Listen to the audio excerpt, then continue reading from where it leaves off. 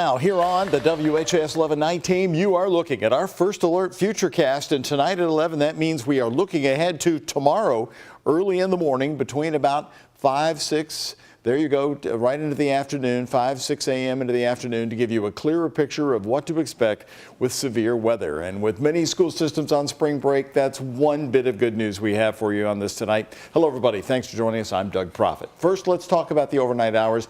Meteorologist Colleen Peterson is here. And Colleen, what are the latest chances? Well, overnight, it is going to stay in that low to medium risk. Tomorrow afternoon is going to be the target of seeing potentially a severe weather outbreak, mainly across Ohio, where they are under a moderate risk, which is level 4 out of 5, meaning it's likely. Now, the scenario I think is going to happen. We'll start to see those individual cells start to fire up tomorrow afternoon. There is a chance it could start to form here and then really start to intense as it heads towards Ohio. There is a chance it could make landfall here and drop a tornado tomorrow afternoon, which is why we're under that possible chance, a level 3 out of 5, including downtown Louisville, Jefferson County, down to Campbellsville, Columbia. The farther west you go, the chances are a little bit lower. The ingredients are there to see all modes of severe weather. Two separate rounds that we're watching. The first one is overnight tonight, mainly going to see flash flooding, damaging winds, some heavy downpours with some large hail. Yes, there is a chance we could see a spin-up tornado, but it's a much lower risk overnight tonight through tomorrow morning. Round number 2, if we get some sunshine, that is where we can see those individual supercells that could produce a long-lived tornado tomorrow afternoon. So this is a serious event that we are going to take seriously. Now, right now, there actually is a severe thunderstorm watch in effect for 3 counties into southern Indiana. That is until 3 o'clock tomorrow morning. And this is why we are already seeing a cluster of thunderstorms moving across central Indiana. Thankfully, those are staying to the north, and there's no current warning with it. Just seeing some flash flood warnings, so we could be seeing some flash flooding in some of those storms. So thankfully, our environment not too bad overnight tonight. It's tomorrow afternoon where things are expected to take off. Right now, locally, we really haven't seen too much. Forecast model shows that first wave really start to pick up across town around 7 o'clock tomorrow morning. But then once we head towards the afternoon, this is not what we want to see when there's just a cluster of individual cells starting to fire up, starting here in Louisville over to Ohio. I'll talk more about our impacts and look a little bit closer into that future cast coming up. Doug? Colleen, thank you. Don't forget to keep your cell phone charged as best you can. And now's a good time to download the free WHAS11 app. You'll get the most updated forecast, and you can watch our live coverage from the First Alert Storm Team right there on your phone. Also sign up to get severe weather alerts sent directly to your cell phone. Exactly 1 month ago, we all watched a Cisco semi-truck dangling from the 2nd Street Bridge, facing the Ohio River down below. Holding our breath until the Louisville Fire Department saved Sydney Thomas, the driver from the truck cab. New tonight, we are hearing from Sydney's family. And WHAS11 night team's Alex Dieter and photojournalist Addie Hill sat down with Sydney's mother today in Sellersburg, talking about the long road ahead for their family and her daughter. And Alex, you know, we've all wondered, would we be as brave as this woman if we were in the same situation? But we've been very concerned about her and how she's doing. Right, Doug. I mean, this is something that I don't think anyone can really prepare for once that happens to their family. And 1 month ago, that happened to Sydney. And right now, Sydney's parents are doing everything they can to heal from that traumatic crash. Since March 1st, they've been taking care of Sydney's 4-year-old son, Mason. And while some days are hard, her mom tells us that she's leaning on each other and God will get them through. A semi-tractor trailer is hanging over the bridge. We need people right now. Jesus, okay. A scene from a nightmare. It still did not dawn on me that this was possibly my daughter. Watching your child hang from a bridge over the water, trapped behind the wheel of a semi-truck. After the dramatic rescue, Tori Carver saw her daughter first in the hospital. She just kept telling me when I was there, she said, "Mom, all I could see was death.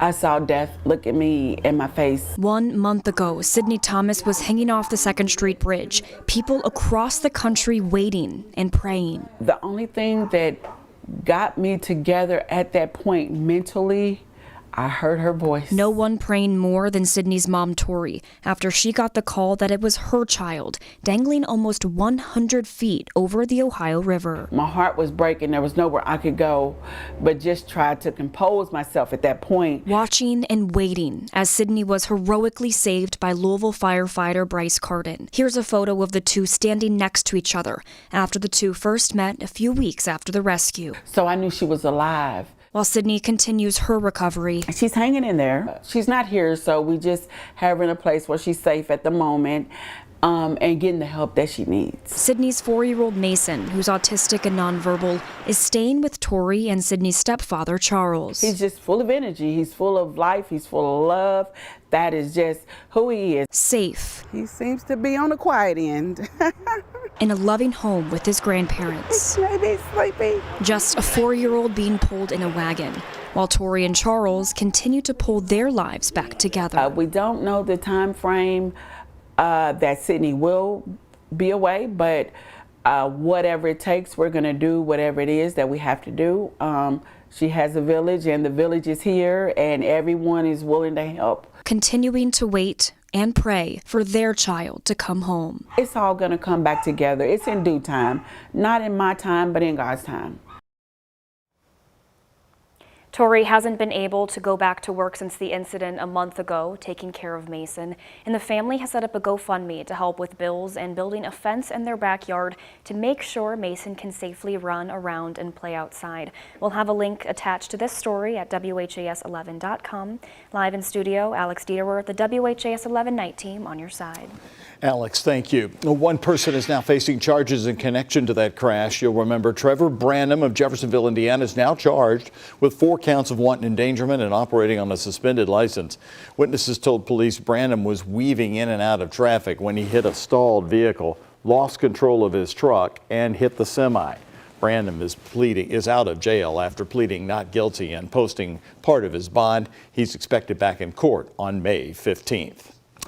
We're now following a late developing story tonight about the fired U of L basketball coach Kenny Payne. The details of his settlement with the school have been finalized and released to WHAS 11 News after an open records request. Payne is accepting less money than his contract guaranteed him, which was $8 million. Our Mason Hordisky is here right now with the details of the settlement agreement that was signed on March 18th, 3 days after he was fired. Mason, what'd you learn?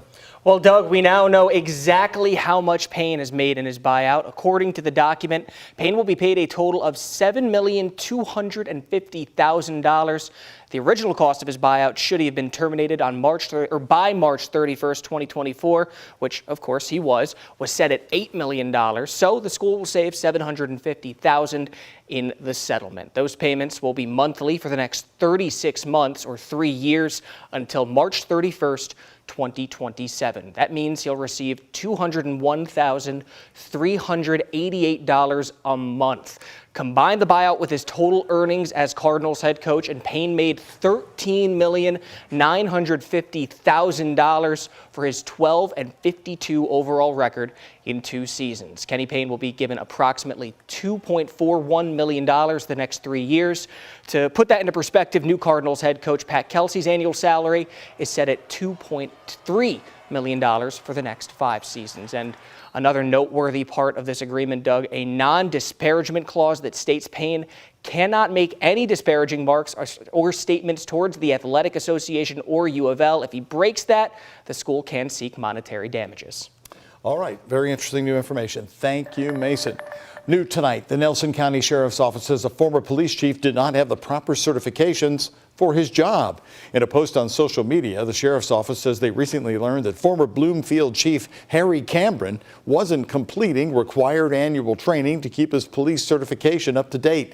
His last training class was reportedly in 2010. The Nelson County Sheriff confirms Cameron is now facing a new charge of official misconduct. Cameron is already facing several other charges after police say he knowingly lied about an employee and tried to withhold information during that investigation. He has pleaded not guilty to those charges. The mayor fired Cameron from his position last May. The mother of the 5-year-old boy whose body was found in a suitcase in southern Indiana is expected to be in court for the first time tomorrow afternoon. DeJohn Anderson was booked into the Washington County Jail on Sunday. Anderson was arrested early last month just outside of Los Angeles. She's charged with murder and other charges in connection with the death of Cairo Jordan. Anderson is expected to appear tomorrow at 1:30 in the afternoon. WHAS 11 News will have a reporter there. Coverage starting on WHAS 11 News tomorrow afternoon at 4 o'clock. New tonight, Louisville Mayor Craig Greenberg is celebrating hundreds of millions of dollars set to come to the Metro as part of the Kentucky budget. It's going to help revitalize downtown. It's going to important investments for our parks, for community organizations, for needed infrastructures. This is truly going to help make a city safer, stronger, and healthier. And we are just getting started.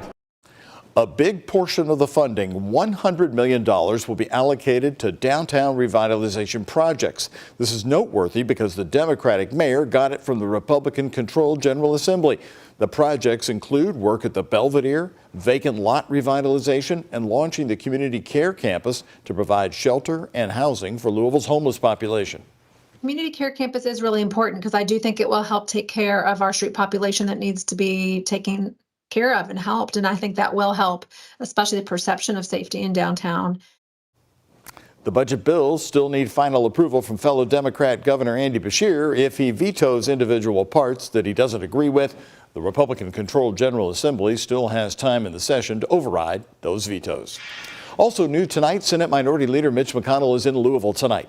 In a lengthy radio interview with Terry Miners of WHAS this afternoon, he said he's involved in fighting back against the isolationist movement in his own party and explained why he's still a big supporter of funding Ukraine to help them win the war. The Prime Minister of Japan said if you want to send President Xi a message, beat Putin. That's the view of the South Koreans, the Taiwanese, and the Australians. This is a worldwide problem for democracies, and they need our leadership, and we need their partnership. And so that's where I'm going to put the main part of my focus in the coming years. McConnell called it the most dangerous time in the world since the Berlin Wall fell.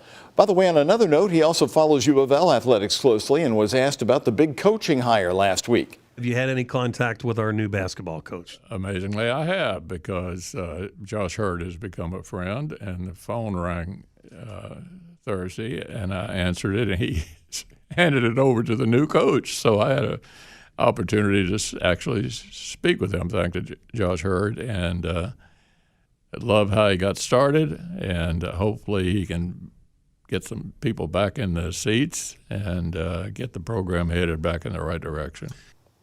In the interview, McConnell said again he's going to complete his current term, which runs until 2026. He said he supports the move by Kentucky lawmakers just last week, stripping the governor of any role in picking someone to fill a suddenly vacant Senate seat. The new law calls for a special election in Kentucky to fill the remainder of the unexpired term.